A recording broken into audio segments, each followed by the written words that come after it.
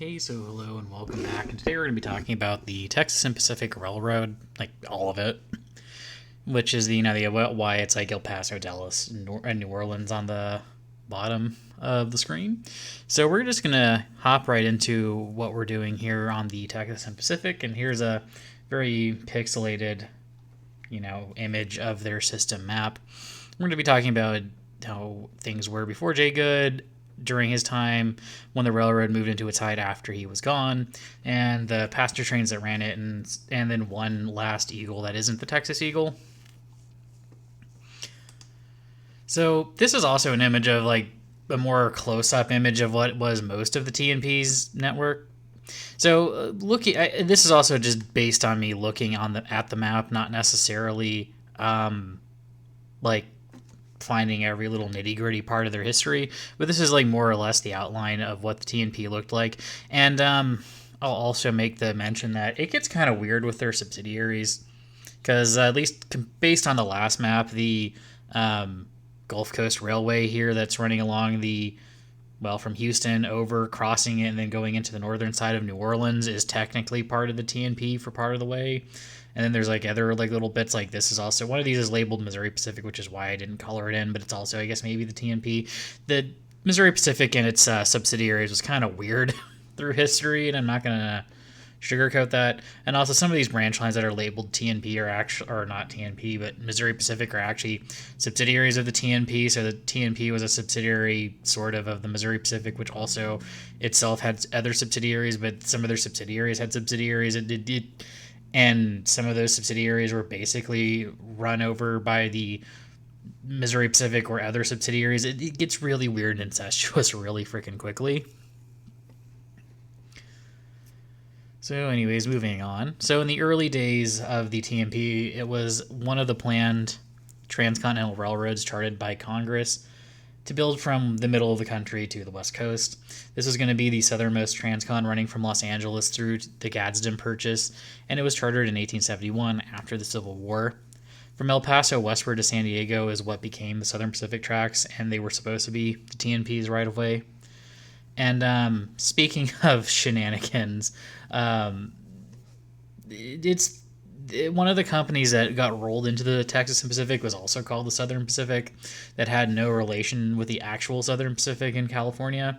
And also at this point, other segments of what would become the Meridian Speedway was also supposed to be their route, at least as far as Vicksburg.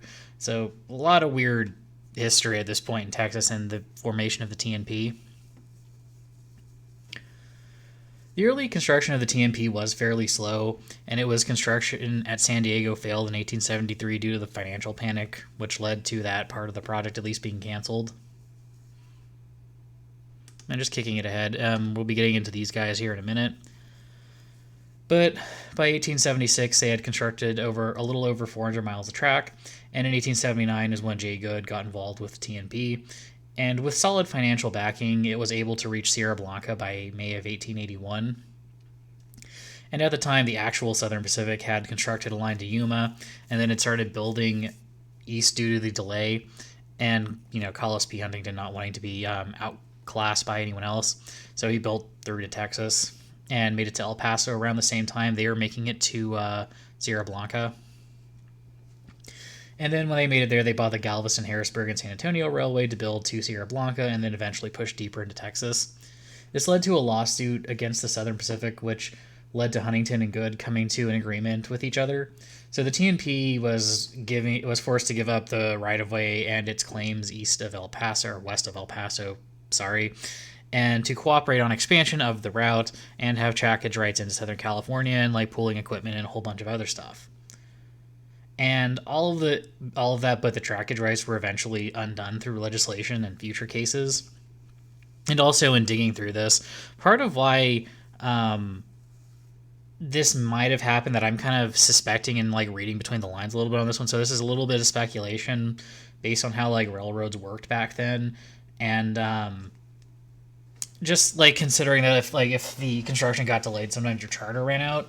I'm kind of assuming that maybe the T&P didn't, it might have absorbed a company that had a charter, but it lost the charter due to the charter expiring, and eventually the SP just did it on their own.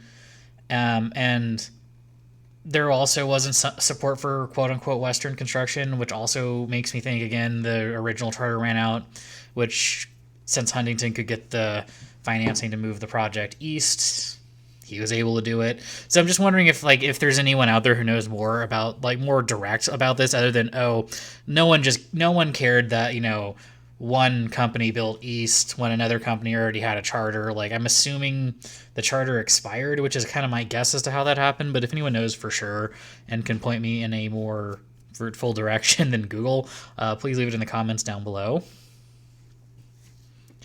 And also, as with most railroads in the day, they also were given land grants to complete the route, which was again normal practice, not always a great practice, for the people that lived there before the railroad showed up, but it was a thing.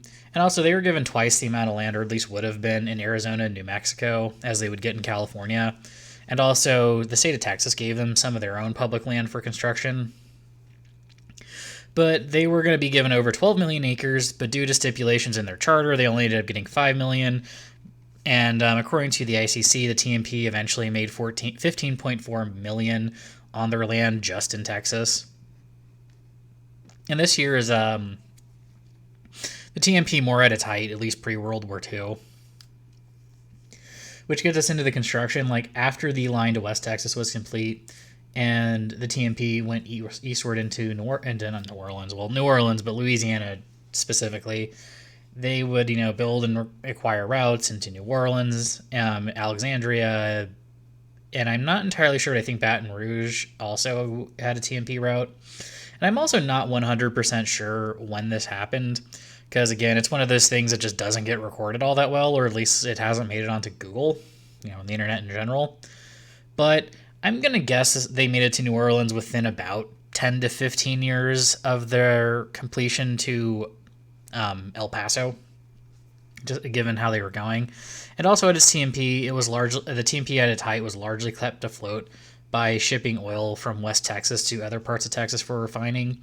And this allowed them to drastically upgrade their track and kept them running through the Great Depression, which is a picture of the train on here. As you can see, there's, tanker cars and boxes. I'm not sure what they would be boxing in, except for maybe supplies for people working in the oil fields. So I'm not really sure. I'm not into oil. And since the T&P was one of the few Texas-based railroads, running in Texas quasi-independently, it was big on showing its Texas pride, which you can kind of see in the menu since it's really pushing the T-bone steak, the fried chicken, the turkey, basically a lot of stuff that you'd imagine in Texas, charbroiled stuff, steaks, fried chicken. It is still kind of the South. And just a whole host of other seasonal vegetables that you'd expect in here. And for those of you who have watched the channel in the past, this is actually still the same menu from one of the Missouri Pacific videos in the past. This is actually still a menu from, I believe, the T&P section of the Texas Eagle or Sunshine special that ran at its height. And I know it's not even at the top. Just the way the scan worked out that I turned into an image just kind of did that. So, well, technology is fun sometimes. Anyways, as time went on, the Missouri Pacific consolidated its hold on the T&P, and in 1957 they were able to acquire 77% of the outstanding stock, which included buying 12,000 shares from Jay Good's grandson, and their goal was to get 80% so that they could have a consolidated tax return, but due to public perceptions, they didn't really want to fully merge in yet, because the public tended to not like the idea of railroads getting big and turning into bigger conglomerates, or at least conglomerations of railroads. But in 1976, the Missouri Pacific was able to reorganize the Missouri Pacific lines, the Texas and Pacific, and the Chicago and Eastern Illinois, and put them under one holding company. And this is at the point where the Missouri Pacific more or less took control of all these railroads, and they more or less became the Missouri Pacific. And this is the structure that they would be in until they were fully absorbed by the Union Pacific in the 80s.